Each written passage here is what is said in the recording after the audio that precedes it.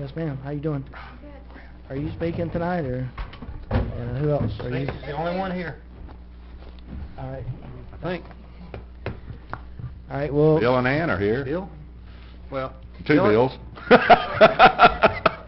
righty. It's 5:03, so we'll go on ahead and get started with the workshop. David, I'll let you This lead it workshop off. is about the mobile vendor ordinance. Commissioner Thomas had requested that he wanted to at least have a workshop and talk about some options, so therefore I'll turn it over to Commissioner Thomas at this point in time. To me, I mean, my point is probably quick and easy. Good. I do have one question, though, that I don't know the answer to. If someone's just passing through and they're not setting up like Stacy does, but they're just going to stop for an hour at lunchtime, are they required to be permitted for that? If they're just pulling over? You mean with a, like selling peanuts or something like that? No, I mean they got a food truck and they've been in Franklin County and they're passing back through here and they stop for an hour at lunchtime or something. Well, there's also certain cases where somebody may post up one place on Monday and somewhere else on Tuesday, Right. and somewhere on Wednesday. Yeah, and I'm thinking more, kind of a stop and go deal, and they're not set up for 12 hours or all day or whatever. Yes, Commissioner, the short answer to that is yes. One of the concerns when this originally came up back in September of 12 was that they paid local sales taxes. So that's one of the things that we ensure that they do by filing as a mobile food vendor. I imagine a lot of people probably do that, stop in and sell without being registered, and once they're gone, we won't even know about it. But we do have, we've had, there's a company that's looking to come in and do like a roach coach thing to some of the, and Right. he's going to apply for that as well, as he's going to set up. He wants to just pull in up here, stop in the parking spot for about an hour, and then take off. And I probably got that same call because I had a similar conversation. That's right. What's a Yep. roach coach? Those are job sites? Like That's a a mobile sandwich truck. a mobile sandwich truck or a mobile meal truck that stops around to each individual. Most of the time it started at the contractors. They're building houses. They'd stop by between 11:30 and 12:30, and they'd knock off work and come out. And they got the acronym. My only problem with that is that, let's just take the restaurants, for example. These guys eat into the operation of the restaurants. Whether you like it or not, they can do a high volume of business in a short time and not pay a dime of taxes and be gone. And they can be there on Fridays and Saturdays or whatever time. And if you take the little restaurant down in MedArt that's doing so very well, I think he's grandfathered in or whatever. But if this company just comes in and pops down beside him, they're taking away from his business. Of course, he takes away from everybody else who's got a brick and mortar store. But as you go down the road on this, you'll have Tallahassee showing up in Wakulla with all their food vendor trucks. Well, my thinking is it shouldn't be our place to choose the winners and losers. It shouldn't be our place to say this person has an advantage or a disadvantage. We need a level playing field, and if it's more advantageous to work out of a food truck, then a restaurant guy can go get him a food truck too. Or the food truck can go open up a restaurant. I mean, to me, just make it fair and Exactly what the the same. same yard does. I was just fixing the. Well, and that's the whole purpose of what we did is to try to make, by requiring a permit for those folks, is trying to do is level the field as best we can. And clay level do the same thing. I can see that. Yep, How are you well, going to, well, basically, another question I have is, how are you going to make sure those folks are all not a roach wagon? How are you going to make sure that their food is They cold? have to have a permit from the health department. Yeah, they're still State. state licensed. Well, State if you give me Randy, I'm fully supportive of the mobile vendors, and like you had already brought out, you've got restaurants like Spring Creek and Sanyard. You know, Sanyard has 3 fixed restaurants, but they still up there by in downtown Crawford, they still set up as well, and Spring Creek does the same thing, and you've got others. So I'm going to agree with Commissioner Thomas, we don't need to be picking the winners and the losers, and it's just an entrepreneurial spirit, and it's about supporting small business, and it's just a choice that someone, wants to do that. I don't have any trouble with what you're saying. There's sort of an example of a problem, though, that, and it's sort of not on this, is there's a person who's just set up a peanut wagon next to Hammerknockers on the side of the road, extremely dangerous. If anybody pulls in there, they will have trouble getting back out into 319. It's a bad location. They could have chosen 100 locations better, but here again, I think we have a rule that they have to be on commercial property. Is that right? That's right, commercial and then industrial or commercially zoned properties, and then yes, they have to be on developed property, so they're not clearing trees or cutting across a ditch or anything like that. And you know, one of the primary concerns that that were expressed for these regulations was that you know, a brick and mortar business has to meet a lot of rules that a mobile vendor doesn't have to meet, like landscaping, stormwater, health department regulations, accessibility for handicapped individuals. So we put in some regulations in there to prevent these uses from becoming permanent without meeting the requirements that the permanent businesses have to meet. And just a little background, the whole reason we even had this ordinance is so somebody like Stacy, before we had this ordinance, she didn't even have a path to become compliant. She was constantly in code enforcement, right? There was no regulation that she could even turn to follow to come in compliance. And that's why this whole thing is here, not to establish more regulations, but give somebody like her, it wasn't made for Stacy, but make somebody like her at least a pathway to become compliant. I agree. I'm very supportive of the mobile vendors. Just want to be sure that we don't have regulations that stifle small business, because each one of these mobile vendors, even though they're a mobile vendor, they do represent a small business, and I think we need to encourage our small businesses. Absolutely. Oh, Commissioner Casper? So, can you clarify, Mr. Chairman, why are we here tonight? Why are we here on this topic? I thought there was a problem that needed to be addressed. Well, I'm going to hand it to Commissioner Thomas. Yes, He asked for the workshop. I did, and I've got 3 things that I would like to consider us changing. You know, and not trying to throw out the whole ordinance. I think it's a good ordinance, just maybe a couple little tweaks. The vehicle or trailer should not be located on the same site for more than 12 consecutive hours at a time.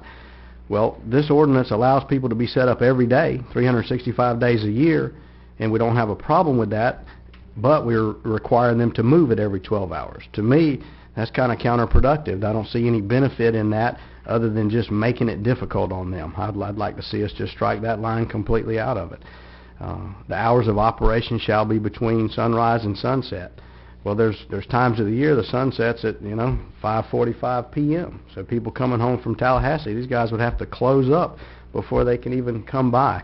I don't see any benefit from that. I don't see how that benefits us. I don't see how that benefits our community, our citizens. All it does is it makes it, more prohibitive for those folks that are doing it. I don't see that it's a problem. If they want to set up after a high school football game or something, can't do it after sunset. So that's the 2 main things. Also, this one will be more, no offense to Louis here, but under the temporary use permits, we got a provision of what's required, and one of the things that's required says any other items the Planning and Community Development Director deems necessary. Well, he may want a free soft-shell crab every day, I mean, the point is that's too arbitrary that anything can be inserted there. I think if there's something that's important that needs to be inserted there, it needs to come back and we need to review that as the ordinance and just take out that arbitrary. So that's my main thing, nothing big, just those 3 main points. Well, I think your third one is, I think we have that in every one of our planning and zoning ordinances, so. How do we get our, Catch-all. But I got you. It's a catch-all in case. So. Yeah. I tell you, But I think your first 2, you're right. I've got to set it. how do we get our sales tax? Well, I'm just saying. How do we get our sales tax? Why don't we ask one of the vendors? I have two to speak, and one of them is one of the vendors, and why don't we just let the two speak, and then we'll discuss more afterwards. A couple more folks just walked in, if you want to let them know. Let's see, Stacy Hutton. If you want to speak on this, fill out a card. My name is Stacy Hutton. I live at 74 Jack Crumb Road. I have a mobile vending unit. It is a food unit where we cook and prepare food. It is not a roach coach. Just to clarify, they have already prepared food that you can buy. But anyway, I recently purchased a piece of property right next to me on 3102 Coastal Highway. The reason I'm here is because I think this ordinance should be clarified between food vendors and produce vendors. I mean, I don't think there is it falls under the same category. I don't know how many of you know or have been to my trailer, but we fall under the same exact rules and regulations as a restaurant. We are certified by hotels and restaurants. I have a certification for food service. All of the people that work for me also fall under that. I don't know, I've pretty much talked to all of you, or my husband has, and for the accusation that my customers wouldn't care what it looked like, I'm very appalled at, because I have very, very good customers, and they are just like you or me, Mr. Moore. And for you to single out people like that is very upsetting to me. And to let you know, I have very good clientele. I just feel like these rules are kind of stipulated in the wrong way. I mean, yes, I do thank you guys, whoever did help. Mr. Louie, Mr. Merritt, I really do thank y'all for helping us when we did get grandfathered in. I still don't agree with it in a way, because it's very, I don't know how you put it, singling out people, if I can put it that way.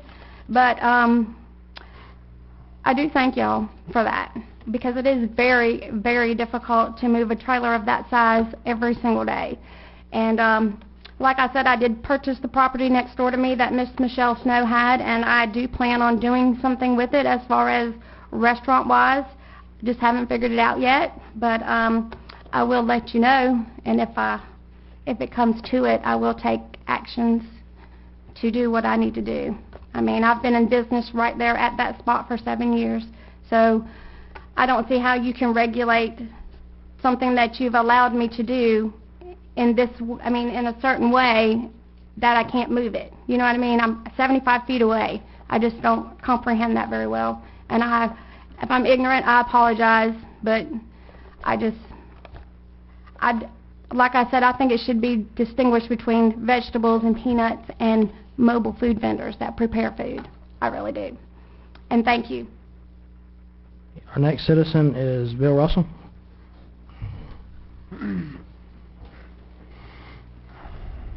I just wanted to say that I think that we should never do anything to discourage people from going in business. And I don't think that comparing her and Hammerknocker's right down the street from her is apples and apples. If I want something on the way home, I may stop at her place. If I want to take my wife out for dinner, I'm going somewhere else. So I don't think it's apples and apples. And the peanut stand you were talking about, absolutely. And I don't know somebody should make a complaint, because they're on the right of way pretty much. But we need some rules, and then everybody follows them. And I think that if you set up for an hour, you should have to have all the licenses, everything that she has, you should have it. But if you want to set up there in Crawfordville every day and the property owner doesn't care or is getting rent off of it, there's no reason you should have to move. But you should have to meet everything about hotel, and you should have to have your county licenses. And everybody do it the same way. If you're selling peanuts, you need a vendor's license, just like if you're selling seafood sandwiches. I agree. Our next citizen is Mr. Fred Moorfield.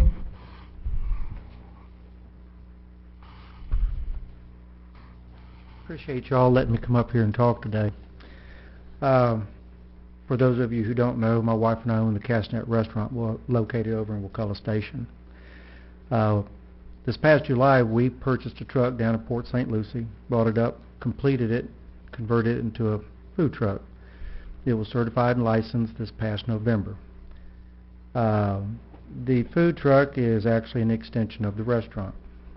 I was asked and have been setting up over at Mac Meats.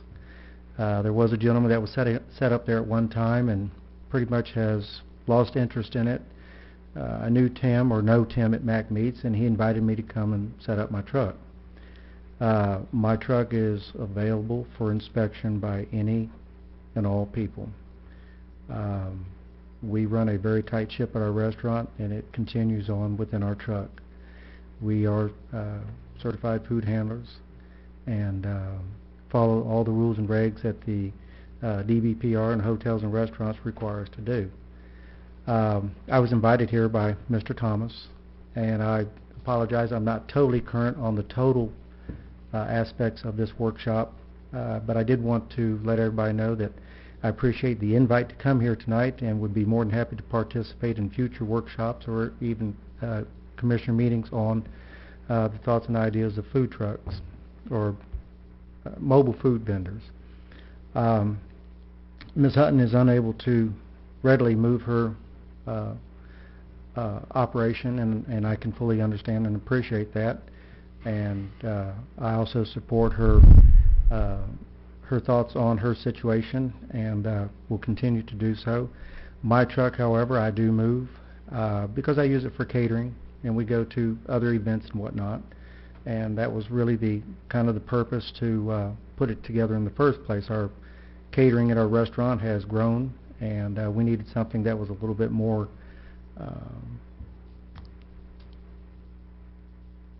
able to allow us to go out and actually cook on site. That's really all I have to say. Can I ask him a question? Yes, go ahead. So you don't have a problem with the current ordinance? Again, I mean, you're operating obviously underneath it. Yes, sir. Right? And you are selling food, and like the issue about only being there 12 hours, has that been an issue for you to comply with, or you said you move yours around anyway, I guess? I do move it around, but there are events that I do that are outside dusk. In fact, it's been about 3 weeks now when they were watching the cranes fly in. I guess it was the whooping cranes. We went down to St. Mark's at 5 o'clock in the morning, dark as can be. And that, if I understand the ordinance, that would have prohibited me, or should have prohibited me from going down there and doing that. There are going to be events that are going to be at night, and there are events that are going to be outside the spectrum of the guidelines that the ordinance presently dictates. So in that regard, Mr. Merritt, I do have a problem with that, at least that line item. No, I don't have a problem with changing that, by the way. I think basically what Ralph has brought forward, you know, and changing the time and everything is fine. Yes, sir. I guess a consideration I have is that at some point in time, we will have a lot of folks dropping out of Tallahassee to work in your market. You live here, your business is here, and I'm telling you, as soon as we grow a little bit, everybody in Tallahassee's got a food truck that's going to show up down here. Okay. And they don't contribute the same amount that you do. And my deal is to sort of protect you and your business. And I do understand that. And again, I apologize. I have not read the ordinance in its entirety. And by the same token, I can go up. I have a license for Tallahassee too, so I can go up there for Thursdays when they have food truck Thursdays over there on Tharp Street. They have a facility over near the Department of Education where they have dedicated for food trucks on Tuesdays, and I have been invited to go up there. So it's kind of a hard. It is. It's hard walk, or you know. takes his up there too. Yeah. If you've never been on Thursday, that's a neat event. They'll have someone out there playing music and 10 or 15 food trucks, and it gets pretty busy. Just about any kind of food you can imagine, and it draws people. You know, I may go to his truck and the line's out the door, and so then I go to her truck, you know, and so I don't know. It's kind of like the theory, you go to every major city in the United States and all the car lots are within a mile of each other. You know, they could easily move across town, but you know, to me, the competition is good for the consumer, so I don't see that as a bad thing. Tallahassee people finally move on? Yeah, they do. Yeah, Mr. Kessler, you had a question? Well, I have some comments, Okay, maybe go some ahead. questions also. So, I consider you a friend, Yes, sir. but I don't consider it my job to protect you. This is the United States. It's free enterprise system. Just as you stated, you can go up to Tallahassee and compete with those guys up there, and they can come down here and compete with us, our vendors. So I'm all for that free enterprise system. I'm also for a level playing field where everyone is certified, especially for the food vendors. I have a little problem when it gets into maybe some other areas. And I'm not clear on that, and I think I need some help from Louis, or, you know, how is this done in other counties? I don't pretend to be an expert on mobile food vendors or restaurants or any of that. I think I need more information about how other places have handled this, what their rules are. I think this rule of moving it every 12 hours is a stupid rule. I don't know why it's there. And I think that should go. And from what I'm feeling of this, there may be some desire to go in that direction with that. But there may be some reason why that's there, and I don't know it, and I need to have that explained. There are reasons. I mean, what we're trying to do, there are a lot of site development standards that a permanent building would have to comply with, such as stormwater and traffic concurrency and handicap parking and things like that. So restrooms, we do have to draw a line somewhere between truly mobile and permanent. We were in a situation before where there was no regulations and we had permanents without complying with everything that a true bricks and mortar has to comply with, and that's the reason for that. Can I give Howard an example real quick? The peanut stand across from Trice Lane, okay?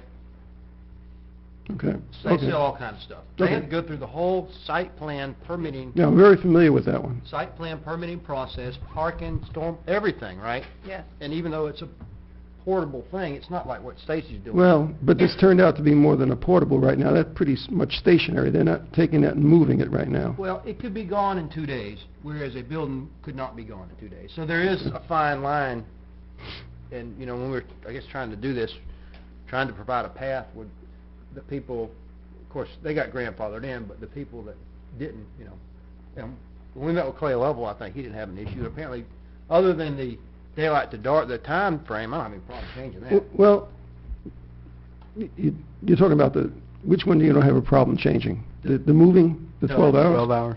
Well, see, I may have a problem with that one, No, because... the one that says you can only operate daylight to dark. Yeah. I don't have any problem changing that. Okay, and see, I may have questions with that, and my questions that immediately come to mind is, just like Commissioner Moore brought out the safety issue of someone setting up on the right-of-way, if we have someone that's a vendor that's maybe doesn't have proper lighting, I mean, do we even address lighting on these things in our ordinance right now? How do we assure some level of reasonableness on safety of someone stopping in, coming out of that place at night? That's a concern of mine. That's exactly why I think it was made to focus on mobile vendors where you wouldn't, what you're saying is getting into a site plan approval process. Well, let's see your lighting plan. And it was, by keeping it restricted, I think, to 12 hours or less, those are the ones that are only going to come in. Now, I don't mind talking about this at all. I'm not opposed to any changes to it or whatever, but there was a reason. And yeah, landscaping, handicap parking, Well, stormwater, I mean, there's all kinds and there's of... different levels of, so the CastNet, not to single you out, but to single you out, comes in with its van, it gets dark, it keeps on selling, okay? People love the food, but it produces a dangerous potential, okay? And, you know, so we don't want them to have a site plan. We don't want them to have to construct all that stuff that someone else constructs. But if it's going to be at nighttime, there may be need to have some kind of attention given to that area by us if we're going to permit that. I wouldn't think any more than you would for a brick and mortar building, though. Do we address lighting plans on site plans? Well, we have The state doesn't. I can tell you right now, the state doesn't. okay, so but we have, at least in our plans, that there's an egress and egress at a certain point. A driveway. Yeah. And that's why it has to be a developed site, which means it has to have a driveway. well, it doesn't necessarily have, it can just be cleared and considered developed if there's not a culvert that they have to have a driveway over, Yeah. right, Louis? See, there are a lot of these, I don't want any to say, okay, let's get rid of this, or let's put this in here, and then we have all these unintended consequences that someone said, well, if you would have looked at so-and-so county, you would have known about this. And I'm all for the competition. I like competition. Me too. And just for the Good. record, I do have external lighting for nights. Yeah, So, and I I mean, said, I'm Our problem is singling we you have to out. make a one-size-fits-all rule. That's the hard part. Well, and then, so you get down to one size fits all, and maybe I'll ask Louis, you know, what are the, you know, we say we want the boiled peanut guy to have the same permits and all the rest of this stuff that everyone else. Will it then become feasible, economically feasible for a boiled peanut guy to operate and come with his head above water at the end of the year if he has to comply with everything that... No, that's why we scale it down. Do we have a lighting plan around every county building? You know, I mean... No, but, I mean, I think what I heard, I mean, it would be possible to say you get a permit to operate till sunset. If you want a night permit, then you have lights on the outside of your truck. I mean, I don't know how hard that is, but it's something I guess we could look at. The lighting issue hasn't come up with any of the things we've had yet, and I don't see that as being a particularly bothersome issue. But the 12 hours, just to give you a little more history, and Commissioner Merritt and Commissioner Moore may recall that this originally came through as allowing these mobile food vendors to become permanent, getting annual extensions. And we did have quite a turnout at the Planning Commission and the County Commission on that ordinance, and it was basically decided that we need to set a time limit so they did not become permanent and To compete. make this ordinance truly focused on mobile vendors, because there was a lot of concern, and those people aren't here tonight, there was concern from people that own restaurants and whatever, saying, well, if you allow them just to go set up, they're trying, unfettered, open the floodgates, let anybody set up a vending trailer, and they don't have to comply with all the rules we do, it's not fair to us. And there was a big hue and cry from that side of the argument. But at the same time, I think I'd like to be echoing the words of Chief Russell. They're offering two different I agree. types of environments. I agree. And I don't think we should be favoring one side over the other, or making it more difficult for one side over the And other. I agree with you, but I'm just saying that's what happened, Okay. because the Planning Commission voted unanimously to turn down. I had suggested that we just renew this. Stacy, I don't want to zero her out, but I talked to her a lot about this, just renew her yearly permit every year, and basically she'd be a permanent food vendor trailer. Now, her issue got resolved because of being grandfathered in, but her issue's not resolved. But that's also boxes are in. If she wants to do something different, Like I we've said, boxed her issue's in. not resolved if she wants to move her trailer to the property next door. Right. Then she'd have to comply with the new rules. Right. And how do you make a rule to accommodate, I know we're not here to have a workshop for Stacy, but how do you accommodate her or someone in her situation without unfairly biasing it towards hurting brick and mortar restaurants? I understand they're different customers, you know.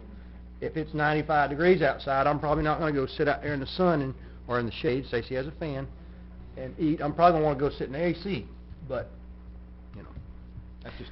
Well, it goes to the whole issue of, you know, how the kitchen is set up, even on an established place. Can you have your kitchen outside and serve your food inside and all the rest of that, which I'm not totally familiar, but I know that works in certain situations.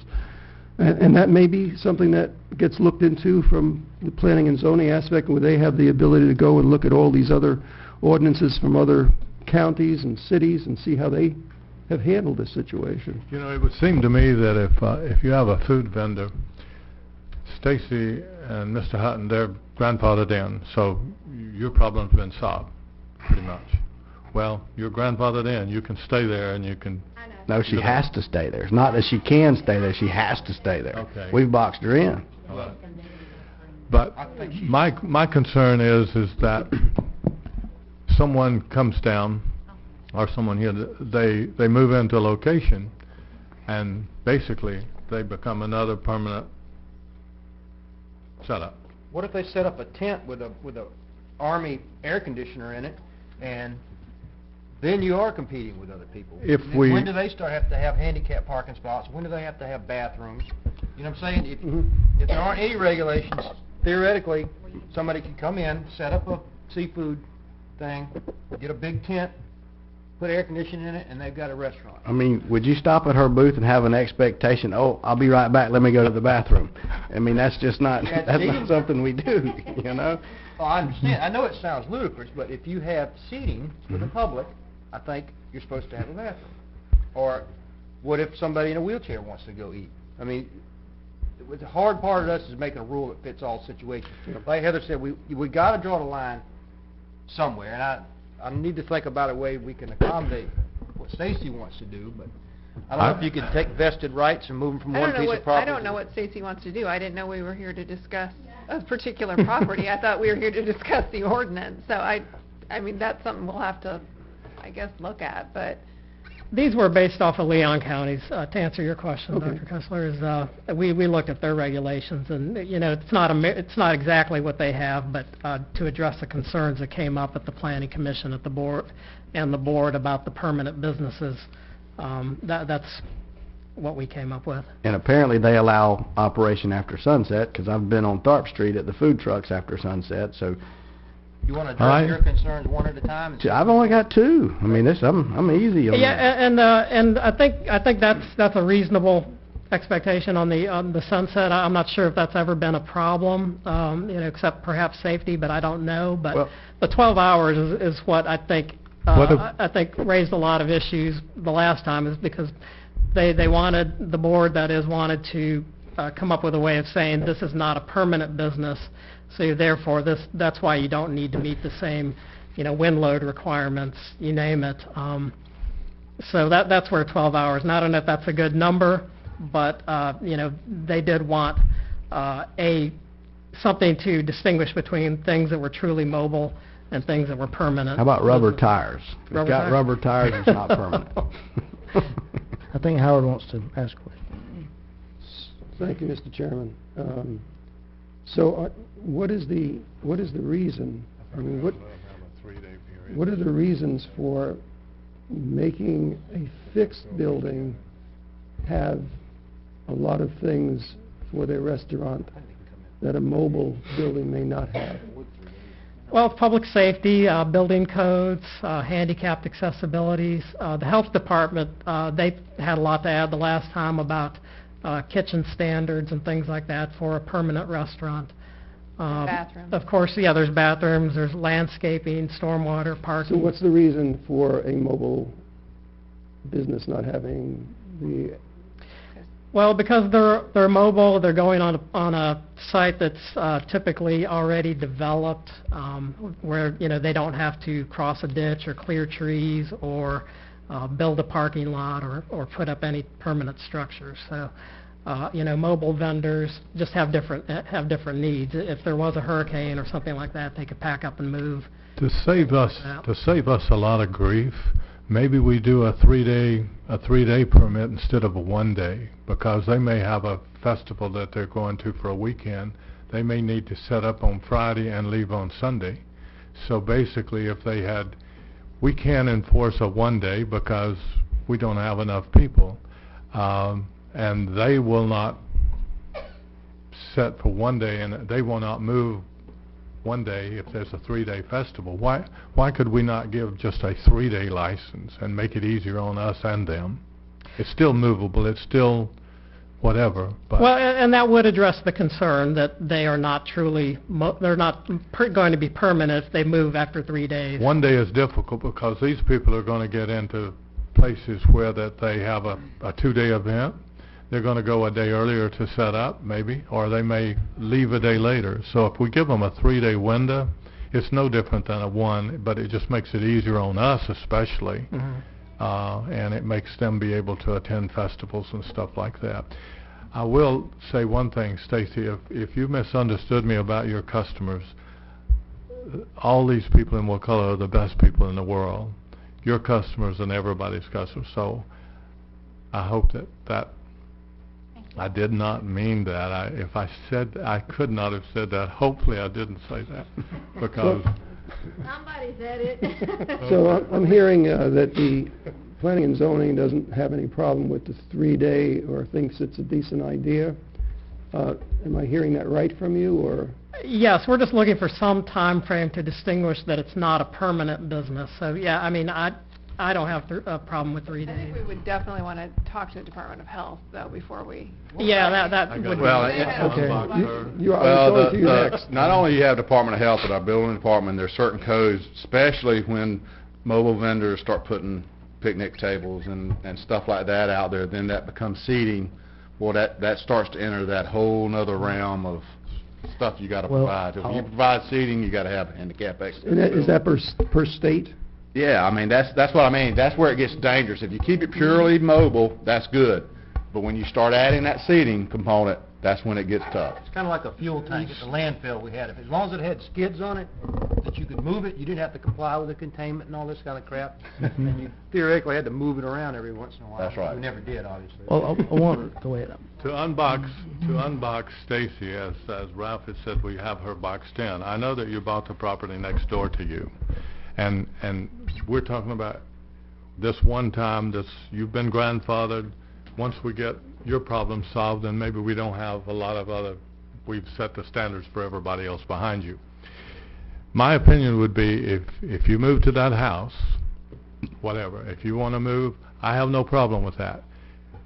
You would just have to meet the criteria of the county, which is maybe handicap parking, bathrooms, handicap bathrooms, whatever. It's already there, it's already a running business. Uh, I mean, besides the handicap parking, but, I'm not talking about yours, I'm talking about the building. yeah, But that's what I'm talking about. are the bathrooms handicap already?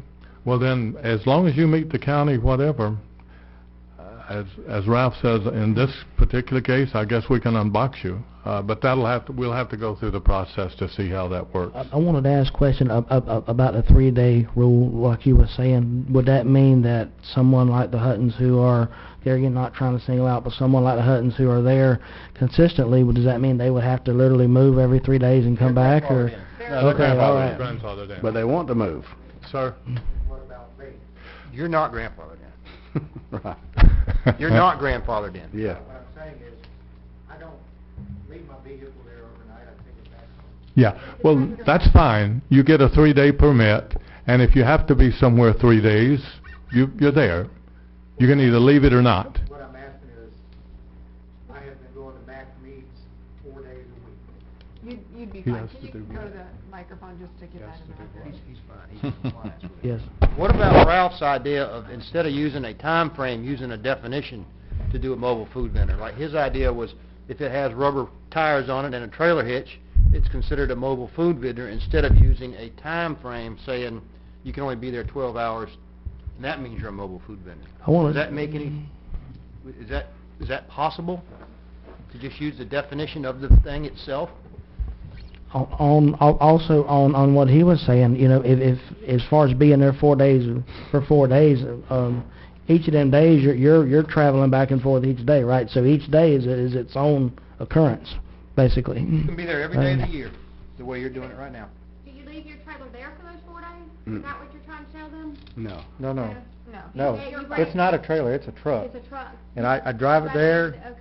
You Do would be my- fine. You're fine. You're Okay. fine. The only thing I we're, just wanted to the clarify only that. thing we're talking about that even affect you is if we change the hours, which I'm in support We're of. going to change the hours. okay. Yeah. So I hope. I don't need to worry about every week No. pulling a permit. No. Okay. You get one permit. So I'd like to at least be brought up to speed on these issues with seating and things like that I'm not aware of, and I'd like maybe planning and zoning, whoever, gather up that information, provide it to the board. Building Okay. department, health department. Building department, health department, it involves a lot of departments. Yeah, so. the health department especially had a lot of Yeah. rules that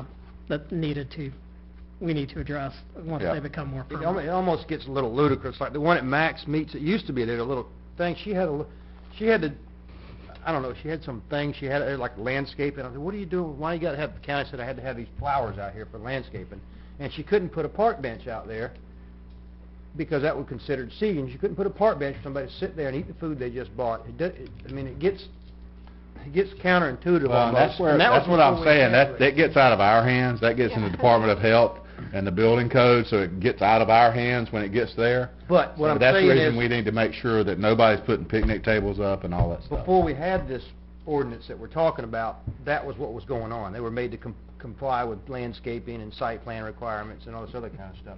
You say they were made, our rules made them. That's what, we can Well, change didn't those have a rules. rule. We didn't have this ordinance. This Right. ordinance wasn't in effect. Like I But- said, this ordinance was made to make it where they could get. But a- these ridiculous things, we can get rid of. I think it's absolutely crazy to try to hold a mobile food truck to the standards of a building. That's why we had that ordinance. You know? That's why we clarify what is a mobile food vendor, because all the building department before could do was say, you serve food, That's right. you're a restaurant.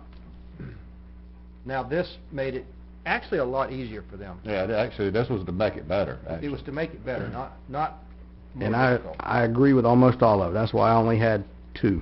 I had 3 to start with. And but then you got 4. We'll take that default out, and we'll deal with that if it becomes an issue, but I'm back to 2 All now. right, what about the 10-hour thing, the 12-hour thing? Is there I think it needs to go. any resolution at all to that? If it goes completely, what does that mean? It means somebody could We're gonna have set up a, same problem that we had before, in theory, where, I mean, some of the concerns were building code, Department of Health regulations, but there was also an onslaught of brick and mortar businesses who were not in favor of taking away the truly mobile nature of it last time, so that may be a public policy concern that will be raised again. so we could decide tonight to say, just thinking out loud, we could say, well, we're gonna stop doing the 12-hour thing. We're gonna Yeah. say, if you got a trailer hitch and rubber tires, you can stay there all day, 365 days a year, no Come- worries, because you're come and considered go. mobile. That would cause an uproar from the other side of the argument that's not represented here tonight, that, It may. It did last time, and It it did may. last I time, yeah. can't speak to what they would do again. so we but- have to, Well, the Castnets had a brick and mortar building for years. Right. I mean, they can answer this question, but I suspect they didn't go get this food truck because they thought Stacy was stealing all their business and these other food trucks. They just saw it as an extension of their business. And imagine so, how Terry and G up at Lindy's would feel, though, if a fried chicken trailer comes set up there where Clay Lovell's was and served fried chicken, could directly competing with them, and they don't have to comply with any rules. That's Now, the- they would be upset. Free enterprise system. I mean, yeah, I mean, I don't, they can go get a food truck as well. Well, if they set up under the regulations we have now, at least they have to move it every day. But if we just took all the regulations off and says, all right, you can just leave it there 365 days a year, set up right next door to their chicken place, you can have lower cost chicken, right, because you don't have nowhere near the overhead expenses. I mean, I personally don't make the decision of where to go to eat based on that. There's times where I want to just stop by and grab something at the window, and I will. There's times I want to go sit down with my family, and I do that. So once again, we're picking winners and losers, and I don't think that's our role. I'm just trying to say that there are ramifications to making a decision about removing all the stops out of it. And I Only understand 2 free now, enterprise. only 2. Well, no, actually, when you remove the 12-hour thing, you're really just having no regulations on it.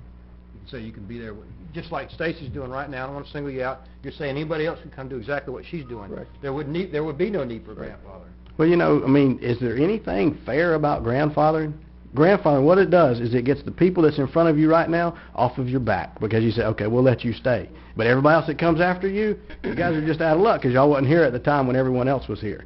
There's absolutely nothing fair about grandfathering. I take an exception. I think there are things that are fair about grandfathering. I think when someone has a business, and they've been in business, and you pass an ordinance that would put them out of business, you have some obligation and you really have an obligation to make it Our fair. zoning regulations are full of grandfathering, too, by the way. Yeah, I mean, But there's we're a not reason for proposing to that. put any of these folks out of business. We're proposing to have a level playing field where any restaurant can do exactly what they Right, want. well, I was just commenting on the thing about there's no fairness to grandfathering. There is a fairness to grandfathering. Did I give y'all good direction? It's as clear as mud. I mean, we're gonna have to, seriously, we're gonna have to vet this issue with a bunch of different departments and some outside I agencies think there's to make kind sure before of we bring. consensus about the daylight to dark, I do believe. That makes sense. Well, maybe You we got didn't. daylight to after dark. You can't stop at dark. That's what I mean. Yeah. More, not as restrictive on the operating hours, other than the concerns about. Well, how's, I can go along with that, as long as this is, precedent's been set in other counties, they don't make that requirement, they're not addressing the issue. If that can be verified, then I'm fine with it. Now, the big issue is wanting them to be able to stay there 24 hours, 365 days a year with a mobile. I would say, give them a, give them a week permit. Let them come set up for a week, and then they need to pull off. That makes them mobile.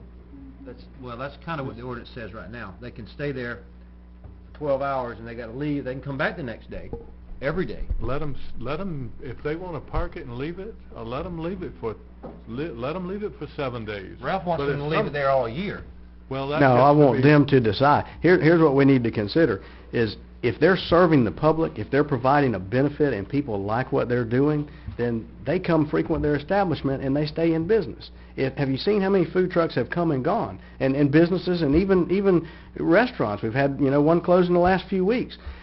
If they're doing a good job in serving the public, then they stay. If they don't, she's going to have to go out of business. She's going to have to find something else. I don't think it's our place to make it difficult for her to stay in business. She's trying to feed her family. They're just simply trying to make a living just like everyone else is. And I don't see how we benefit anybody by making that more difficult. would there be any way Experience to, as baby killers, but there was a big concern that's not being portrayed here tonight. There was a huge concern, right, Louis? That's why the Planning and Zoning Board unanimously voted against my proposal, which was to allow them to stay exactly what you're saying, year after year, just renew a yearly permit, and they could stay there all the time, with not having to move anything. That was my suggestion. I agree. And that was voted down unanimously by the Planning Commission. And see, if they were permanent, then we would have to apply the same rules of a permanent business, where they'd have to have a real parking lot, real landscaping. We don't classify them as permanent, in my mind. They are They're not They're permanent. not permanent?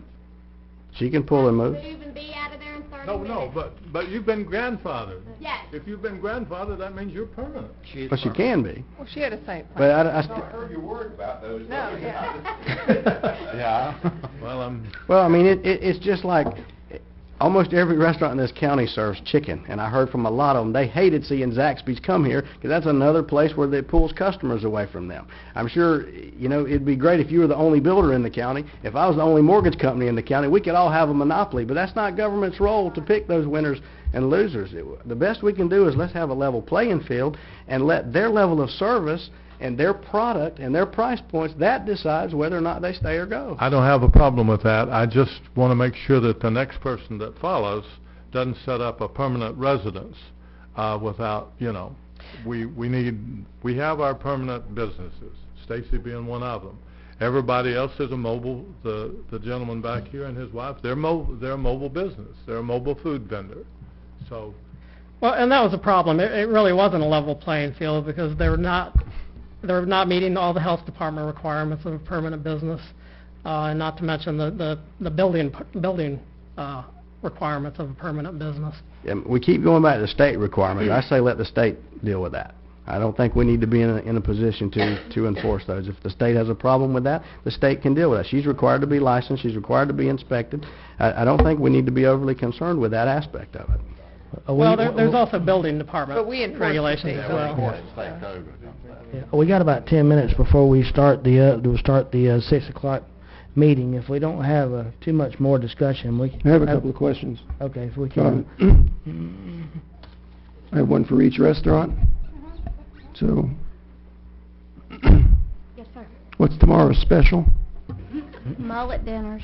Mullet dinners. That was yesterday's special. It's always a special. Okay, thank you. And from the Castnet? It'll be a crab cake sandwich. There you go, crab cake sandwich. All right. All right. I think Heather, is going to have to look up a few more, as we was talking about. Yeah, I think we're going to have to get everyone back together again and I'd like dust to off know our the file. ramifications. If we do allow it to be set up permanent, if we allow anybody in the future to be operating just like Stacy is basically, is that okay? That's a good question. Yeah. Good question. That's what Ralph, that's exactly what he wants. I know. Okay. You're disagreeing with Ralph? Yes, All the time. If, If you go permanent, you need Stacy excluded, everybody excluded. Tomorrow, if you go permanent, you're gonna have to have brick and mortar. Okay. And there's That's ADA the way it is right requirements, now. I mean, there's Yeah. Yeah, a lot of we- different... We did, you may recall, we did have everybody here, and we did go through this quite a bit, and that was the conclusion, is that you really can't make a mobile trailer or mobile business, it can't meet the permanent standards of a restaurant. In my opinion, nor should we try. I could go to Borders Books and I can go buy a newspaper, or I can go to one of Bill's paper boxes and I could buy a newspaper also. You know, I mean, did we hold him to the same standard that he's got to have restaurants and he's got to have, you know, exit lighting and, you know, is that a mobile paper box or is that a permanent paper box? I mean, I'm being silly to illustrate the point here that we've got different things that we should apply different criteria. You know, when I'm pulling off the road and I'm stopping at a food truck, I don't have any kind of expectation that they're going to give me the same level of service as if I'm going to Angelo's. That's just, I think we're... I'm going to go ahead and close the workshop at this point, and thank everybody for coming. About 5 minutes, and we'll start the... We're going to go on and get the meeting started. I'm going to ask Commissioner Thomas to give the indication, and then we'll proceed with the pledge. Please join me. Gracious Heavenly Father, we thank you for this day. We're just blessed to be here. Thank you for this time we can come together, do our county's business. We just ask you to be present with us tonight. Just guide us. Just allow us to work in the spirit of cooperation and teamwork, and just do what's best for our county. In your holy name we pray. Amen. Pledge allegiance to the flag of the United States of America and to the republic for which it stands, one nation, under God, indivisible, with liberty and justice for all. Whoever starts the pledge needs to speak up a little bit. Start it now. Okay, is there any changes or additions to the agenda? Yep, I'd like to pull items 3 and 4 from the Items- consent agenda. Okay, items 3 and 4 on the consents being pulled. I'd like to pull number 5 from the consent. I'd like to table number 6 until the next meeting. All right. On the consent? Yes. Okay, so we're gonna pull number 3 and 4 and 5, and we're gonna table number 6. Motion to approve the amended agenda. Second. David, you didn't have anything? I'll just, under my time, I gotta talk. Okay, all in favor, aye? I think David will talk about the signs.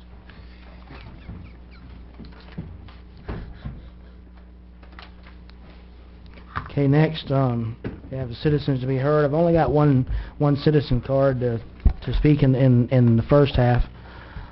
This is for Jenny Jones.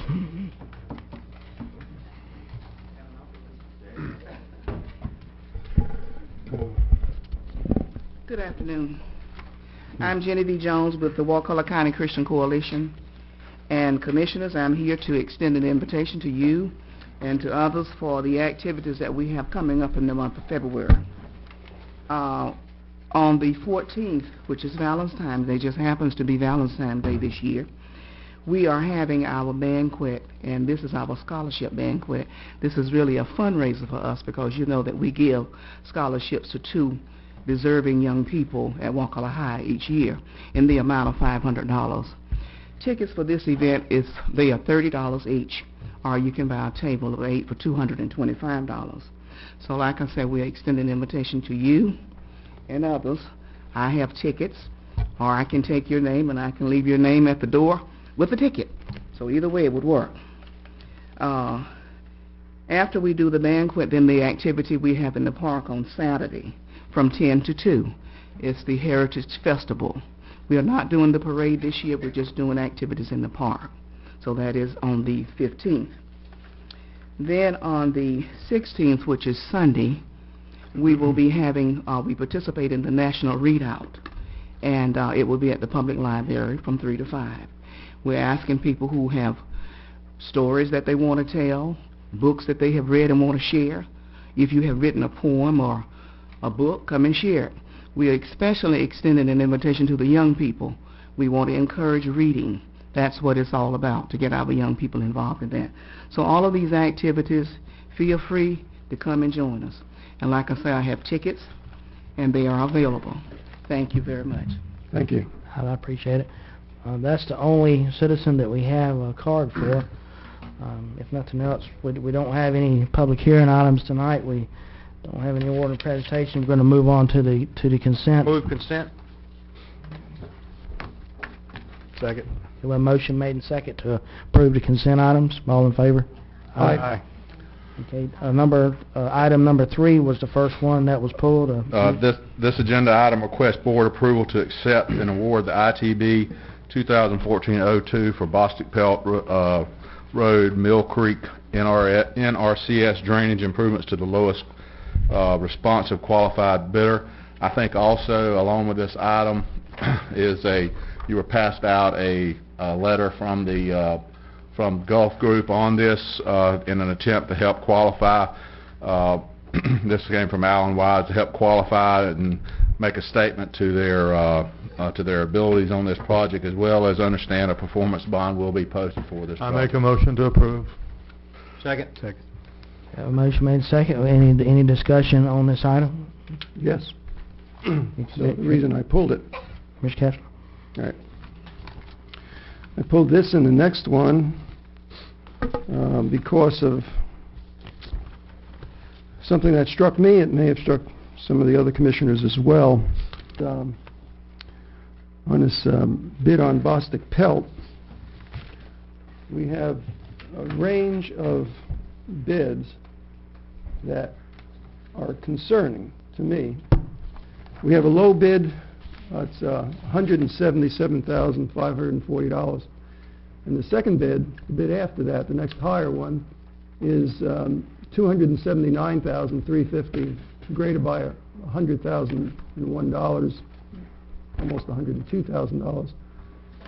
57% increase. And if you go to the number 3, it went up by another $38,000 to $317,000, and the fourth bid up to $484,439. So the range of these bids, and that there were 4 legitimate companies, qualified companies bidding on this. The concerns I have deal with if all companies being qualified, that will deadlines be met? And how can we protect ourselves against maybe tricks of the trade to get around what the contract says? I'm just concerned that we're taking a bid that's so much lower than the 3 other bids, that I'm just concerned. So I spoke with the county administrator on this. He has been in contact with our engineers. I've spoken with our engineer, and I'd like to at least have him address this issue, and it really is the same concerns I have for both. Do you mind grouping 3 and 4 together in one motion? I have no problem if that's okay with the county attorney. I don't mind. Let me just real quick, Howard. Gulf Group, who I don't know who they are, for example, their mobilization was $8,500, which means just show up to the job site with your equipment. North Florida Construction, which was a high bid, their mobilization is $103,000. So that's a pretty big difference there, just on mobilization. And I'm assuming Alan did his job reviewing the bids. We have performance bonds that we could call in if the work doesn't get done. What is the performance bond is for the contract amount only. So in other words, if they walk off the job and say we got in over our heads, what is their performance bond dollar amount? The performance bond dollar amount is for the amount of the contract, but the way a performance bond protects the owner, the county, better than, say, a cashier's check, is a performance bond ensures that the project will be completed even if it's more than the amount of the contract. So it's not a dollar amount then, it's finish the job. Correct. It is a dollar amount because we have to hook it on something, but it is based around the plans and specifications. So if the contractor's halfway in construction, a huge storm comes through and causes $1 million worth of damage on a $177,000 job, the bond completes the job. And that's only in the case of damage, or if they just underbid it and they If get... they underbid it, the bond company's still on the hook, and that's the reason the bond companies will look at these bids, and they also qualify the companies to make sure they're not undercutting, because they're on the hook. If they walk away from the job because they realize they underbid it, the job's still gonna get done with the bond being called in. And Dr. Kessler, I'd like to take it one step further, referencing that letter that Mr. Edwards mentioned. After we received the bids, I did reach out to the contractor who was low bidder on both projects, and told them that I needed two things from him: additional confirmation that he's reviewed everything in the plans and specs, and he's bid everything as he needs to. In other words, I gave him the opportunity to withdraw his bid. The second thing I asked him for was additional confirmation that now that he's aware that he's low bidder on both projects, that he has the capacity to perform both projects simultaneously within the same contract period. He provided a letter to the county stating that he had reviewed everything, he sticks with his bid, and he has the capacity to do both projects at the same time. In reviewing their bidder's qualification statement, they have a lot of very large, similar types of projects all over the southeast, including levees and canals in Louisiana, lots of work for the Army Corps of Engineers, water management districts, and similar types of departments of natural resources for states all over the southeast. So all that being said, and going back to the performance bond is our guarantee, I think that we're fairly safe right now. Good. And they have a mobile food vendor trailer too. There you go. Okay, I'm good with it. I've been filled in by the county attorney, as I said, county administrator, and the county engineer right here, so... Is that for item 3 and 4, Commissioner? Yes. Good question. No, Jerry. 3 and 4 they changed. Okay, is there any more discussion on this before we vote on it? I don't have any citizens speak on it, so all for the motion? Aye. Aye. All opposed? Okay, motion passes. The next item is number 5 on the consent agenda. This agenda item requests board approval of RFP 2013-29 to All Pro Landscaping for landscape and irrigation system design and installation at the Ocklawaha Bay Bridge, and approval of a budget amendment and resolution. The reason I wanted to pull this is, you may remember that when this came up and we had the option of accepting this grant, I voted against it, and so I want to be consistent with that. I voted against it based on the fact that it was going to create additional maintenance costs for us, and I just, would like to keep those costs tight. In the scope of things, it's probably not a lot of money. $5,800 is what we were estimating when that came before us last time as the maintenance cost. But just want to put that in perspective, that was prior to us adopting the last budget, and we had to definitely deal with some increases, as a result of some unforeseen circumstances. Our parks budget, which is where this will be paid out of, increased 14.33%, $34,000. Right now, that budget we approved has a little bit over $91,000 in salaries and wages. So this $5,800 maintenance cost is about 6.3% of the salary and wages. And so just want to put all that in perspective. Even if it only cost half of what was estimated, that would give a 3% raise to that particular department. So I'm just going to stay consistent with my original vote. Motion to approve. Second. Okay, we have a motion made and seconded. Do we have any more discussion? Okay, all in favor of the motion? Aye. Aye. All opposed? Aye. Okay, motion passes 4-1. Okay, next we're going to move to planning and zoning items. Louis? Yes, Commissioners. This first item is for the adoption of a comprehensive plan text amendment to establish the Crawfordville Town Center 1 and Crawfordville Town Center 2 future land use designations. The board transmitted this to the state in November of 2013. The state did not have any comments. This will just establish the language for those two land use districts. We hope to come back to you all at a later date to establish the boundaries of these districts. But again, these are right out of the Crawfordville Town Center plan. Motion to conduct the public hearing and vote to adopt proposed comprehensive plan amendment for the establishment of the Crawfordville Town Center 1 and Crawfordville Town Center 2 future land use designations. Second. Have a motion made and second. I've got one citizen to speak. I'll go and let the citizen, Ms. Dana Peck. It's on the next one. Okay, all right, number 11, all right. I don't have any citizens to speak on this. Is there any discussion among the commissioner? This is not delineated on any specific area. This just sets up the language that can be put on certain areas. I just want to make sure that everybody's clear on that. So in other words, there is no area going to be designated Crawford Town Center 1. This just gives us the ability to do that later. Correct. Is there any more discussion? All in favor of the motion? Aye. All opposed? The motion passes. Okay, now we move on to number 11, the comp plan text amendment. Louis? Yeah, so this is a request to transmit a comprehensive plan text amendment. These are changes to the capital improvement element. The primary purpose of this proposed amendment is to update our comprehensive, the capital improvement element. It was in great need of updating. But this comes into play when we request grant funds. You typically, the grant that we're going after, you get points if the specific item is referenced in your comprehensive plan. So a big part of what we've done is we are referencing the adopted infrastructure plan in the capital improvement element. We've also made some other changes that are mentioned in our agenda request, making this element consistent with recent legislation, reflecting the public schools facility element, which was recently changed, and also we are reflecting changes to the updated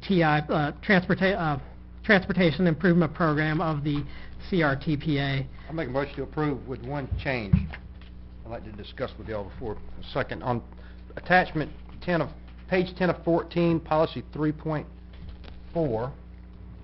Page 10, which tab? Tab 11, attachment 1. Okay.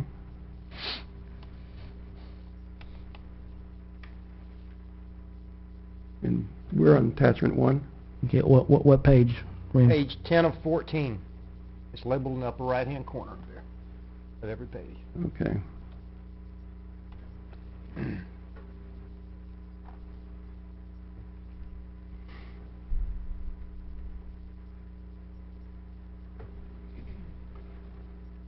Policy 3.4. I'd like to change that where it says the county shall require impact fees. We're not requiring impact fees right now, so theoretically we're not in compliance with our own comp plan. I'd like to change that to the county may require impact fees to assess new development a pro-rata share of the cost, simply to be in compliance with the policy we're underneath today. I'll second that. Okay, so we have a motion made and seconded. I have one citizen to speak on this, Dana Peck.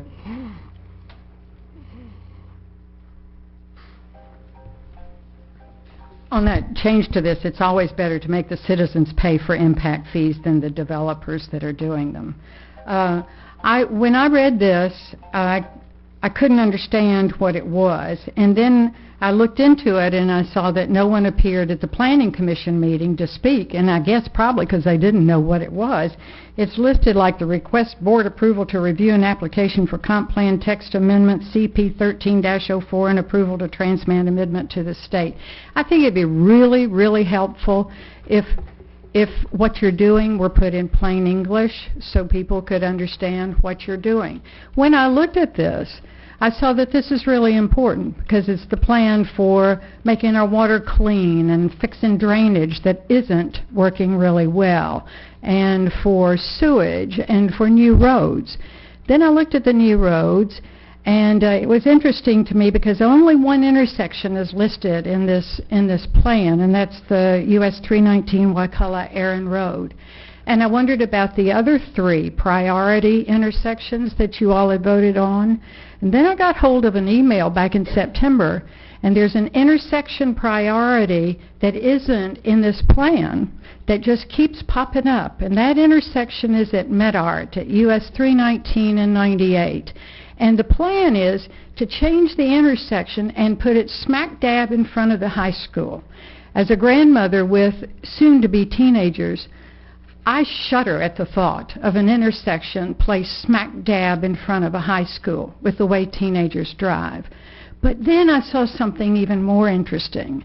This intersection that keeps popping up everywhere has Mr. Moore's property right beside it, or it runs through it. And I thought to myself, well, I think the people should know about this.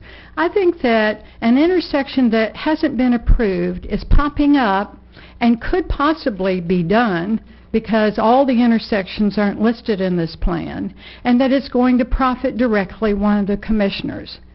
I think that's something that people deserve to know and that you all need to examine. Okay, that's the only citizen we have to speak. Do we have discussion among commissioners? Now, my understanding is we've adopted by reference the infrastructure plan that we previously approved several months ago, I think it was. That's right. When we were going into this BP stuff, we had to have an updated, does it prioritize our roads and intersections like Ms. Peck said? I know we got the... It's just by reference There it is. in the And just, adopted just infrastructure for plan. information, we have Prioritized. Well, we have ranked those intersections. That's correct. We started number 1 north, working south. That's ranked where? Just in our transportation Through plan? CRTPA. Through the CRTPA. Yeah, that's right. Mhm. So it is ranked. Yes. Thank you. So just to clarify, those intersections are identified in our tip. Yeah. And we reference the tip in this, so it refers back to that. And It just doesn't break them out separately. That's right. And one of the main things that this does is it's good for a planning tool, but secondly is great for, just like I advised you guys, we lost out on a FERDAP grant to our on the community center because it didn't reference this, and this is where we had the project in there, and it wasn't updated. So that's one of the things that happened. So it's multifaceted. Use it for planning, but also use it for the state wants to see that you're properly planning your community and you're putting projects forward, and so that you're doing your planning. So The state doesn't do anything without a plan. That's right. Famous movie quote. So in that booklet, how many intersections are listed there? should be, there should be 5 on 319, and I think we've got, hold on, I'll tell you. Well, it's a good idea to make this thing, Randy. It's a good idea to make this thing. Way too fancy for me. 5. They are, Okay, so if there are 5, and then 98 and 319 is one of those? you have US 319 in Aaron Road, US 319 in Ivan Church Road, US 319 in Wakulla Aaron Road, US 319 in State Road 267, which is Blocks and Cutoff, and then the intersection of US 319 and 98. All right, so I remember at least the board engaging in discussion on 4 of those and maybe even prioritizing those. I don't remember the board having any kind of real discussion on 98 and 319. I brought up problems that I consider with that intersection. But I think that's a very important intersection. I think the board needs to discuss that. I think we need to really understand what is being planned there. And I know that there is, I think, workshops or something that's supposed to be happening in the future, getting public input on this 319 and 98 intersection, as if they want our community to give them what they think should be done there. We as a board haven't discussed this. When I was last on the board, I remember Traffic Safety Committee bringing this up, and the Traffic Safety Committee, as a presentation, I believe, were in favor of moving that intersection to right in front of the high school. I expressed my concerns of safety at that time. I went up to the DOT. I expressed my concerns of safety up there. I was shown the actual drawings, now this is over 4 years ago, of what they proposed, moving this intersection over to the, in front of the high school. And I said, this just seems counterintuitive of why a traffic agency would want to place more traffic in front of a school. And I was told that it was because they only had to deal with one property owner as opposed to dealing with 6 or 7 or 8 on the other side if they were going to align it another way. I would like to see the traffic studies that indicate that there's a need for a major relocation of this. I just don't, I would like to see how much money is anticipated being spent on purchase of right-of-way. I was told at that time that the landowner, who was identified at that time as now Commissioner Moore, was going to be giving them the right-of-way for free, and now it's going to be sold. So I think there's, and I voiced my concern on the alternate appointment of Commissioner Moore to the CRPTA because of this issue. These issues are not going to go away. I think we have to, as a board, discuss this intersection and get information that we need to make a decision and have a reasonable and knowledgeable input to the DOT before they go ahead and do whatever they plan to do. David, the only place that intersection is mentioned is in that plan, right? It's not actually in this comp plan text. It's the only place any of those intersections are mentioned is by reference in that document. That's correct. Now, just so everybody understands clearly, Howard, I don't want anybody to misunderstand. Those are 2 state roads. It's not a county project. We can give input, you're right, but it is a state project, so no county dollars are going to go to that intersection. I just want to be sure everybody understands. I understand that, and again, I'll say what many people on this, commissioners on this board have said. It may not be county money, but it's your tax dollar money, and I don't want to see our tax dollar money being spent in a wrong way. Yes, and it is their decision how to do it, of course. We can't give input, but it is their decision. And I think we have to be really, I think we really have to discuss this, and especially as it concerns the safety issue, because intuitively, you go out there and you look at the traffic flow, and the traffic flow does not put the majority of the traffic in front of that high school right now. And if you were to move that intersection, the majority of the traffic is going to have to go there now, or all of it. I mean, I know this is getting off course a little bit, but you should look at the latest plan that I saw has a stoplight there, a T intersection and a stoplight. But anyway, that's... Yeah, and the stoplight, you know, I have no objection to a stoplight in front of the school. We don't have to move the traffic in front of the school, and that's my concern. Thank you. Is there any more discussion? Yeah, on the issue of changing that, taking out on the,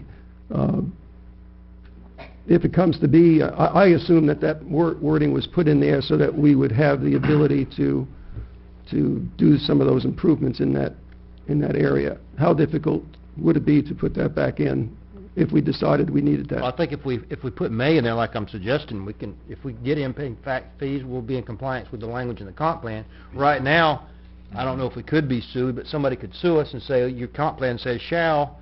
That's how we have the wetlands ordinance, right? The comp plan said you got to have this. We didn't have it for years and years and years, but that's why we have it today. That's the only, we're not charging impact fees, so I think we should take the shall out and put may. Well, sort of mixing examples there with the wetlands ordinance, and we did have things in our comp plan. The wetlands ordinance enabled those things in the comp plan to be enforced. Exactly. But I'd like to hear from the county attorney. The change from shall to may, I don't think that's problematic. You don't have them on, you have them on the books technically right now, they're just levied at 0. So if you change that word, I don't think it prevents you from charging them in the future. Okay, good deal. If there's no further discussion, all in favor? Aye. All opposed? Okay, motion passes.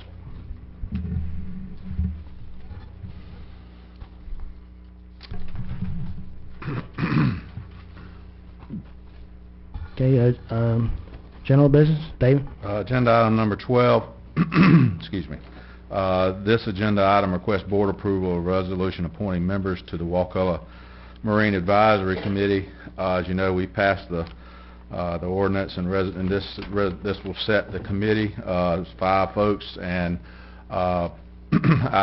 we changed up at a late date today about we were going to have you guys discuss each and every committee member, but we gave you ranking sheets, and I've gotten ranking sheets from all the commissioners with the exception of Commissioner Kessler. Right. Okay, well, let's go ahead and have a motion and second to proceed in order to We get the gotta know what the discussion. ranking is. Well, we don't have, we don't, All right, go I reckon I don't know what a motion would be, whether to go ahead and rank it with or without Dr. Kessler's thing, or what do y'all want to do? Howard, are you gonna fill the form out? Well, it goes back to this new method of voting on things. If this is the way we're constantly going to be doing it, is I'm going to have to give an assigned number to someone that I may not want to give a number to.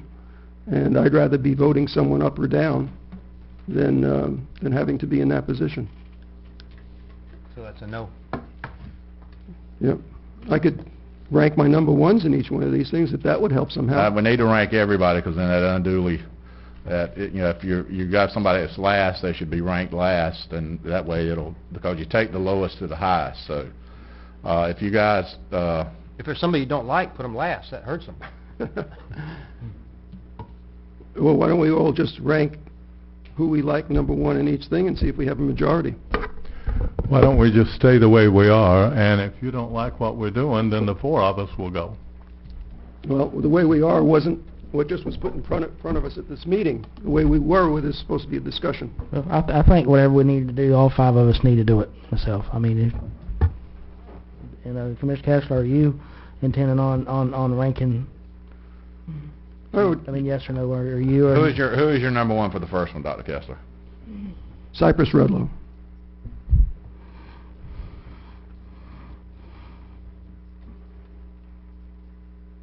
Okay. Do we want to just hit them one at a time? Yeah, and then you know if someone that's in there twice might be eligible to go again. Well, here's the problem, though, is that there was a tie between Ronald Fred Crum and Cypress Rudlow, and there by you selecting Cypress Rudlow, you put him out and put Ronald Fred Crum in. Well, because Ronald Fred's going to be a 2 or a 3. Right. Unless then Ronald Fred becomes a 2 or a 3. I would like to have how you'd rank the others, Steve Cushman and Ronald Fred. Not that it matters. Why don't we just Well, I mean, go through and say who we want as And number one? that's Cypress Rudlow would be that person, and he that would be the selected person there. Move on to recreational angler. All right. Let's get this over with. Recreation angler, who is your number one choice there?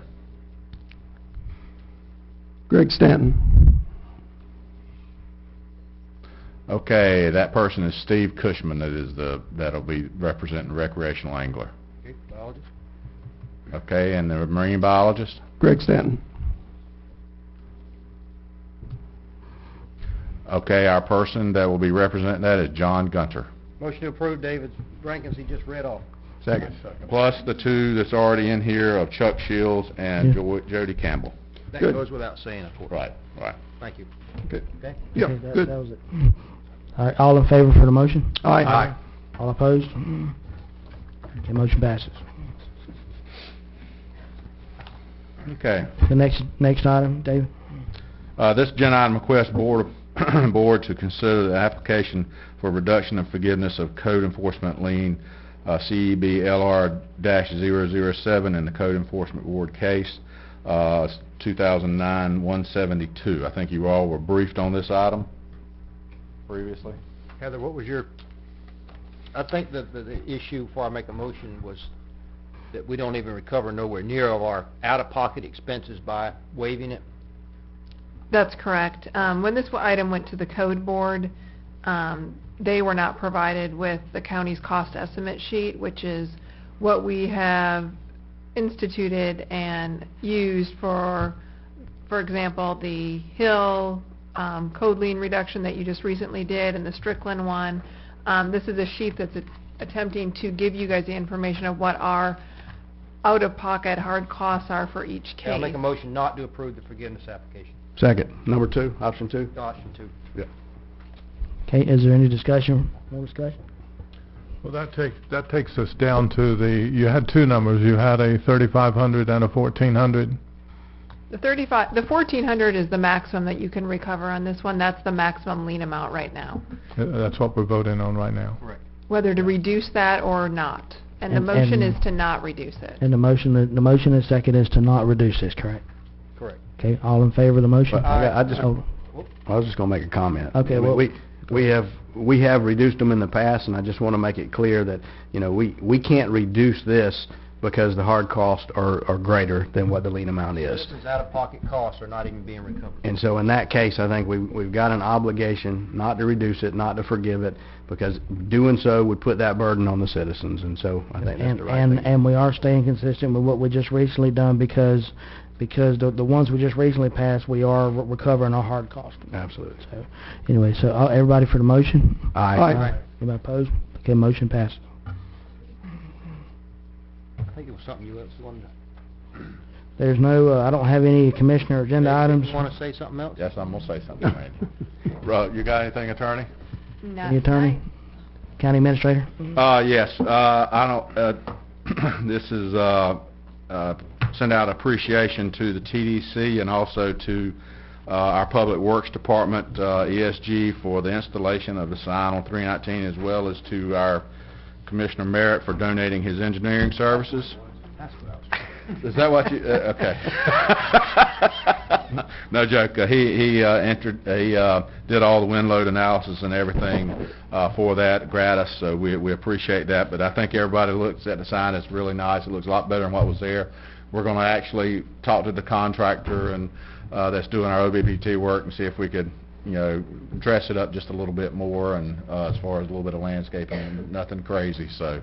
But anyway, that was a good thing. I'll piggyback on that. You stole my thunder. I was going to do that as well, so I appreciate it. But also, Alan Wise did a lot on that. Yeah. And so we appreciate that. Dallas Burkett with St. Mark's Refuge worked on it, and with ESG, Mike King, Matt Howell, Terry Lewis, Daniel Krausen, Jeff Reed, Scott Jameson, and I serve on the TDC, and just wanted everyone to know that this is coming out of the TDC bed tax money, and this is the second of 8 gateway signs that are in the works, and this is about 4 years in the making, so we appreciate everyone's effort. I did 8 wind loads, And Randy, right? Well, you mentioned Randy, but I had him on my list. Well, Randy wanted you to say him too. Yeah. So. That's all right. Let's say Randy 8 times since he did 8 wind loads. So, You've said it twice now, you got Randy. Back, yeah. the other is a public service announcement for everybody in the audience, also in TV land. Solid waste and fire hardship exemption applications we're currently taking those at our office. The deadline is June 1st, so don't wait. That'll be here before you know it. Make sure you get your applications in. We've already processed quite a few, and we need to make sure the word gets out to the public to get out there. And We are get your outreaching hours. to the senior citizens. 'Cause We're gonna do the same thing every we've year we done. have somebody come out at the deadline and say, I didn't know about it. That's right. So We're doing everything we did last year, which we had a scorched earth policy, and we still missed some folks. Right. And that's all I've got. All right, we'll move on to our citizens to be heard. We have 2 citizens. The first is Bill Russell. You gonna pass? Okay. The second is Dana Peck.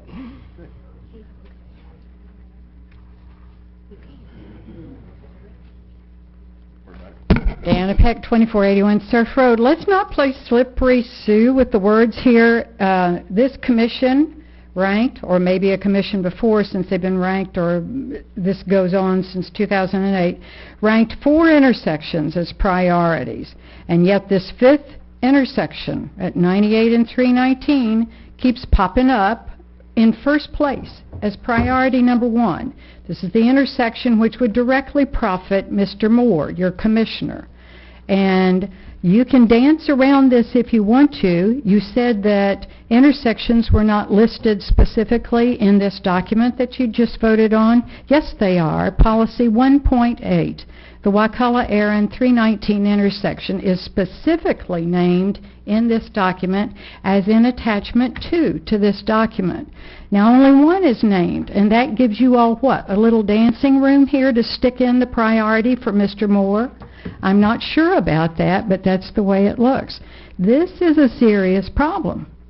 This raises lots of questions in people's minds, especially when you're going to stick an intersection in front of a high school where teenagers are going to be driving in and out.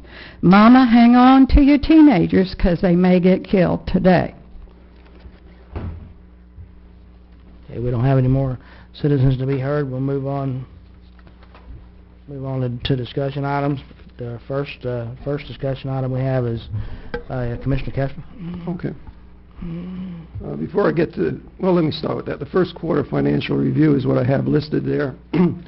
We all received budget information, and we seem to have done well in a lot of different areas. And overall, the assessment was, well, we're in better shape. But at the same time, one of our constitutionals, specifically the jail bed revenue, is not only lagging, but seems to be on a very downward trend. I spoke with the sheriff. He's doing all he can to try to get more attention to this situation. But even though that's going on, I think we have to really start discussing and deliberating this maybe beyond the scheduled workshop that we have up there. This is huge, and we really have to try to start getting our arms around it. So I just bring that up. Hard decisions to make. Right, and maybe some workshops to have in advance of the normally scheduled It is workshop. a coming crisis. You're right. It is. It is. And so, you know, I think maybe looking to put on the agenda, maybe approval for 1 or 2 workshops to try to enable us to discuss this and try to help our county out, help the sheriff out, however, what we can do to right this ship before it really has trouble. Just to, I guess for the public's benefit, what the real issue is they estimated a certain amount of revenue was going to be generated from housing prisoners from out of our county. That number is not happening, and that number was assumed to help pay for their operations. So it's not only not happening, it's not even close, right, David? It's not even close. So there's going to be how big is the hole going to be at the end of the year? The current pace is $600,000. $600,000 budget shortfall at the end of the year. We can make it a year, but We can make it to the end of the year, and then after that, we'll have to stroke a check that'll put it into the negative. so we're going to make a hard decision now. We're going to make a harder decision later.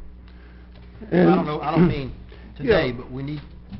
And I know what- these guys are working with the sheriff's department, trying to Yeah, come up with a we're solution. actually going to be, Greg and I, and we'll pull Mary Dean in as well, as working a couple of scenarios and breaking it down for you guys so that we can, one, we can give you some options, but secondly, give you the information so that you can look at it, because it's as I said, this is something we've seen coming now for a little while, and the problem is we were hoping it'd be 2 or 3 years out, but based on the what happened last year and then what happened with this jail bed revenue is we got to address it at the end of this year. There is no easy solution. No.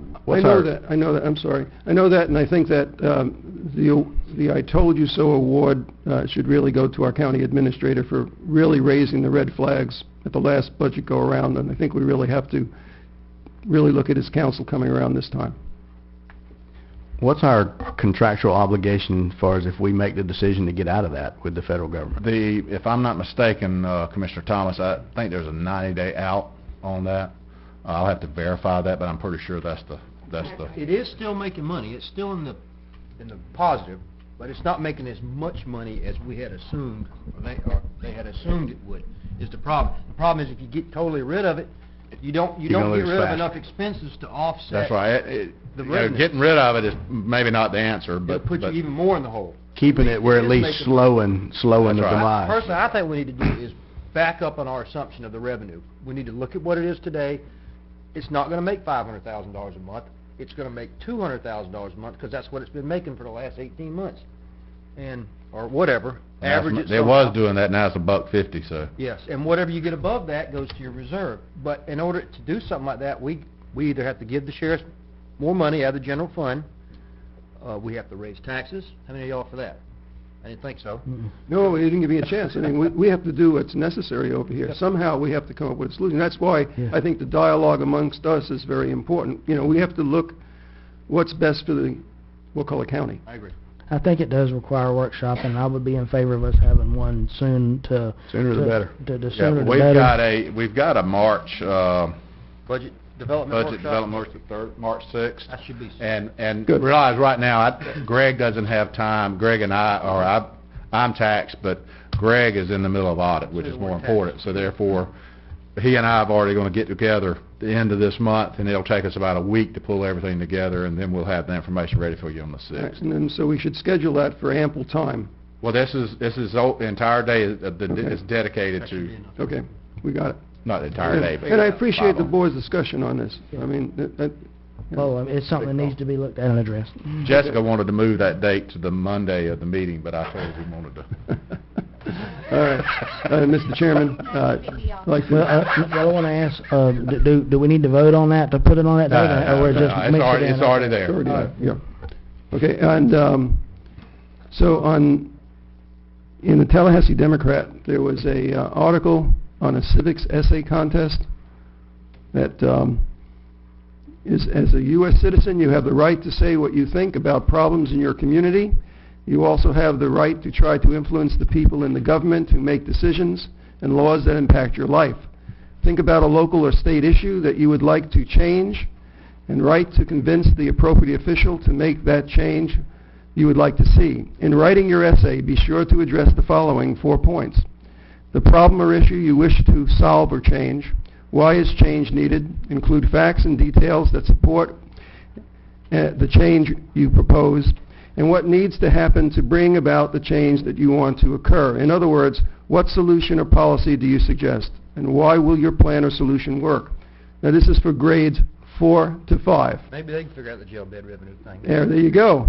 There you go. So it's a civics essay contest, and the entries should not be more than 300 words, and mail essays to the Tallahassee Democrat, attention NIE, Post Office Box 990, Tallahassee, Florida 32302. I think it's good for our young citizens out there to maybe enter that contest. And if someone didn't catch that information, just give me a call and I'll pass it on to you, and I'll also give it to the administration. Is that all, Mr. Kessler? Yes, sir. All right, Mr. Thompson? Nothing tonight. Okay, there's the only thing that I wanted to ask the board on, in the upcoming meeting, we're going to be talking about it got brought up about the land purchase and of the rec park and different things like that. There's a lot of questions and things with that. I wanted to ask if the board would be willing to vote on the night to maybe try to schedule a workshop ahead of the next meeting, to meet like at 4 in the afternoon, to give us about an hour to be able to really just look at that from all the angles there is to look at. The day of the meeting? Yes. I'll make that motion. What now? I'm We sorry. have- The day of the... Slot before the next meeting, we can have a workshop? On the 18th, we already have a workshop at 5 o'clock. Can we have one? We can have one at 4. 4. I think it would be very beneficial Yes. for the board to Second. and staff. So if we could, but the only way to do it, we have to have like a 5-0. Yep, you already got So a if second. there's a, I'm in. okay, You got 5 of them. all right. You for it? You're not against it, right? Okay. Okay, a motion made and second. All in favor? Aye. Could I interject here? Not on that, Go but we were just talking back here. The meeting on the 6th for the budget meeting is scheduled for 5 o'clock. Greg and Brittany, they have classes at 5:30 they have to attend. What kind of classes? Well, I'm sure it's accounting type classes. So, and I think it would be better if we move that up to 2 o'clock. Does anybody have a conflict or a problem with moving it to like 2 o'clock? What is this now, what date? That, March 6th. Math class. 1 o'clock. It's a math class, 1 yeah. o'clock. 1 o'clock? That's what Brittany said. All right, Brittany says 1 o'clock, so that'd be good. It's on new math. It's new math. It's What's on it? new math. Oh, man, I do have a conflict. I have a Okay. conflict. What time can you get there? I'm looking at 4. That's the day of the board meeting, right? No, this is a Thursday. Oh, Can we move it to a different day, or we already advertised it? You gotta talk to her, Jessica. We already advertised, Jessica? I don't think she's listening. Well, it could be re-advertised, but there's budget issues of why you couldn't move it to another day. Well, Which the day? reason that we picked that day was because it was already in the pre-approved calendar that you approved in October. So it's our fault. No, well, yes. When you approved the meeting calendar, you approved that as one of the workshop days. We do not have to have it that day. We can do it prior to the March 3rd meeting, but we need to leave ample time for it. We don't I'd want to prefer do it that to be at then, 5 actually. o'clock. How about March 3rd? How are you looking then? That's a Monday. That Monday, we could do it, to start at about 1 o'clock. So we could have the workshop, and then it would be in the same meeting that same night, but we would have the workshop ahead of it to... Yeah, and if to, we're gonna talk look into about it. budget and jail bed and all that stuff, we probably need quite a few hours to talk about that. So either 1 or 2. Okay. How about, I'm open. the meeting starts at 6, right? Do we have any? 6, yes. How about 2 o'clock then? I'll give us 4 hours. That'll Is there a work. workshop before that? No. No, okay, I'm good. Okay, 2 o'clock, 2 o'clock, March 3rd, budget meeting. Okay? All right. You got that? Yes. Okay. Yes. Who made a motion a second, they were asking? Second is mine, motion for this meeting. I'll was take granted. credit. Okay, we had a I'll motion, amend it to change it to what he just said. Okay. we have a motion, my second. a motion made and seconded, all in favor? Aye. All opposed? Okay, motion passes, thank you. Okay, Commissioner Moore? Basically, this bad weather we had was really bad for a lot of people here and a lot of people in Atlanta. Up in the mountains, they enjoyed the snow, and one of the things they do in the mountains, if you ever get up there during the snow, what you want to do is make snow cream. And nobody in Florida has heard of snow cream. I have. But if you're in the mountains, you need to make snow cream. You take condensed milk, vanilla extract, and then you just mix snow in until you have a consistency that you like. And there's absolutely nothing better than you can ever eat than snow cream. There was an article in this paper. There were about 8 people that were interviewed, and they said, "What did you do during the snow?" They all said, "We made snow cream." Just have to make sure it's not yellow snow. That's right. No, you don't. Yeah, you want white snow. You want mountain snow. Okay, Randy? One item for me, I'm the last speaker, right? Motion to adjourn. Okay, we have a motion adjourned? Second. All right, thank you.